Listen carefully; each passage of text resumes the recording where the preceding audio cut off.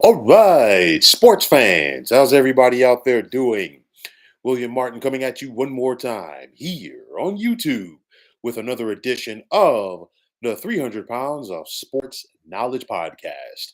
Now, college basketball is set to take over State Farm Stadium in Glendale when the Final Four invades this weekend.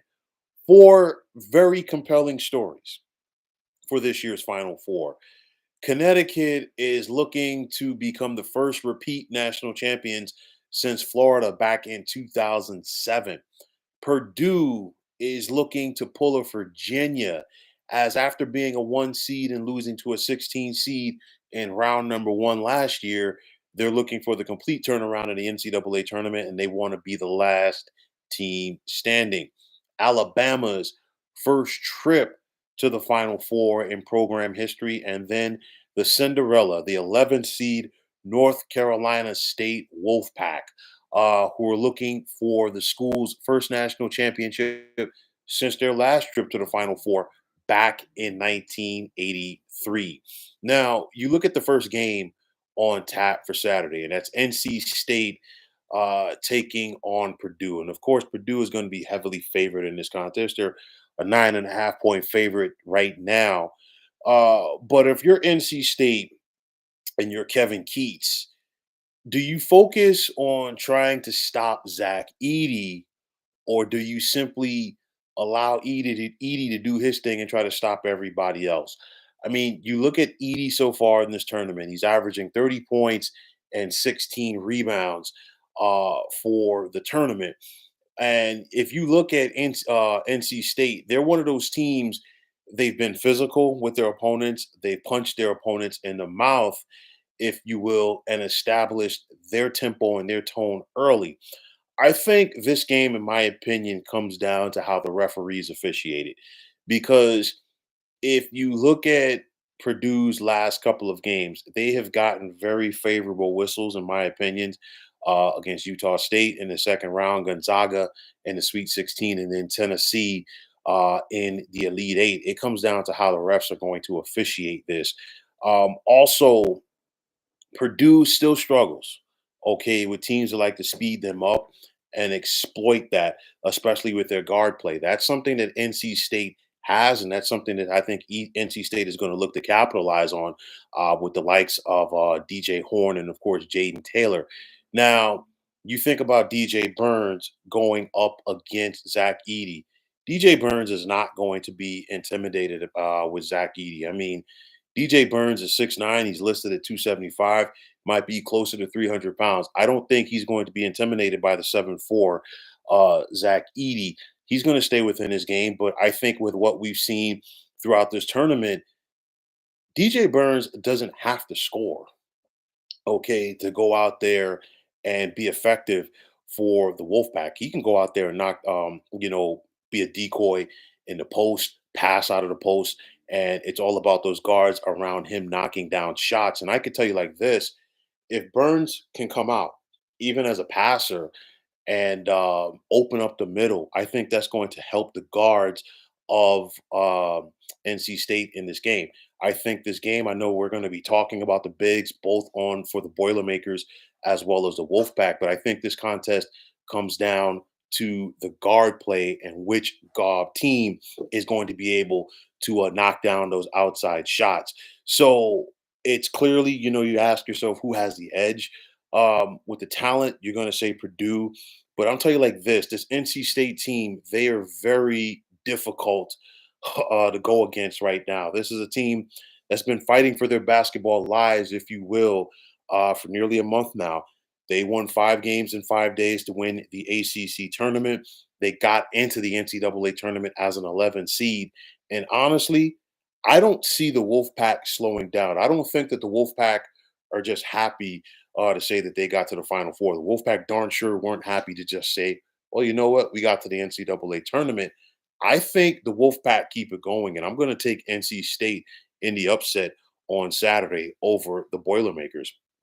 And then the second national semifinal, you've got Alabama, the champions of the West Regional, taking on UConn out of the East. And it's one of those very interesting right now for Connecticut because I said this going into the tournament. Very talented team, but it's almost like revisionist history. UConn had never, prior to this point, gotten past the second round the year after they won the NCAA tournament. That has clearly changed this time around.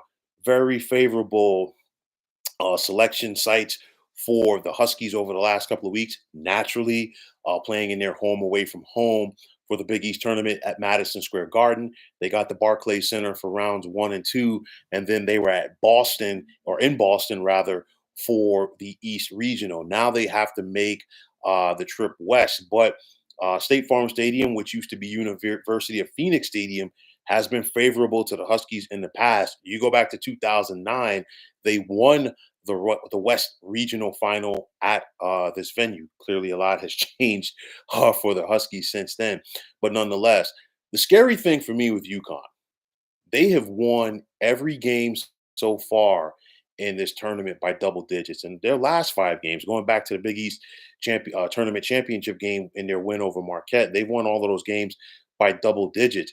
In my opinion, UConn has not played their best basketball yet. We just saw them go on that 30-0 run to end the first half and start the second half against the Fighting Illini in the East Regional Final. But the Huskies did not shoot the ball well from the perimeter in that game. And it's very interesting because when you look at UConn, they are very fundamentally sound. And that is a credit to their head coach, Dan Hurley. As to me, we just saw Jim Harbaugh leave college football for the NFL. I think, in my opinion, Dan Hurley is college basketball's version of Jim Harbaugh due to his intensity, his attention to detail, and his ability to get the most out of his team. This is a very talented Connecticut team. You look at the big fella in the middle in Donovan Clingan, and he could just change so much at both ends of the floor. When you're 7'2", you really don't have to jump in order to go out there and block shots. Your presence alone will get it done. And then Clingan has done a pretty good job as far as being able to finish at the basket. But I think the keys for this game for Connecticut is going to be their perimeter players, the likes of Tristan Newton, Cam Spencer, and Alex Caravan, along with Stephen Castle for the Huskies. And then you look at Alabama. Alabama, they're going to try to outscore you. There's no ifs, ands, or buts about it. I talked about the Tide earlier this week with Mark Sears and Aaron Estrada. They're not afraid of the big stage. They're not afraid of the big moment. These two young men have ice water in their veins. And if they get it going, this could be an electric game on Saturday night. One matchup that I want to talk about in this game, Grant Nelson going up against Donovan Clingan. Can Nelson get Clingan in foul trouble, or can Clingan get Nelson in foul trouble? That's going to be key. Now, Alabama's going to try to outscore you, no ifs, ands, or buts about it, but the Huskies know how to clamp down on the defense. So it's going to be interesting to see which style wins out in this game, which team can also win in transition. Also, for me, Connecticut, like I said, they have not played their best basketball yet. They have started off slow. And I think Dan Hurley, he's one of those coaches, and this is what makes the great coaches great, regardless of the sport. They find a way to have something to critique their teams about, even in times of success. It would have been easy for most coaches to just sit back and pat their teams on the back after they just blew out the Illini like the Huskies did last Saturday in Boston. I guarantee you, Dan Hurley found a way to find something that the Huskies did wrong to have his squad ready to play. For Nate Oates, this guy is a darn good head coach, okay, and he has built Alabama into a basketball program. It's not just a football school anymore in Tuscaloosa. Granted, still, people, when they think about Alabama, the first thing that they're going to think about is their storied football program, and for good reasons. I know that the Huskies are heavily favored in this game, but the Crimson Tide are not just going to roll over in this one. UConn's going to pack a lunch in order to get it done. I think they distanced themselves late due to the fact that they are the most complete team in college basketball. And at the end of the day, they have that spurt ability. Just ask the Illini about it. So if UConn gets going, get out of their way. Alabama is going to be game, but I think the Huskies pull away in the second part of the second half. And I'm going to take the Huskies to advance to the national championship game on Monday night. So, folks, that's going to wrap it up. And as always, I want to take this time out to thank all of you for tuning into the 300 Pounds of Sports Knowledge podcast here on YouTube. I want to take this time out to thank all of you fine folks out there for tuning in. And if you have not already, please feel free to subscribe to this channel. Now, if you're on the X, formerly known as Twitter, please feel free to follow me at 300 Pounds of Sports. And like I always say, if you follow me, it will be my pleasure to follow you right back.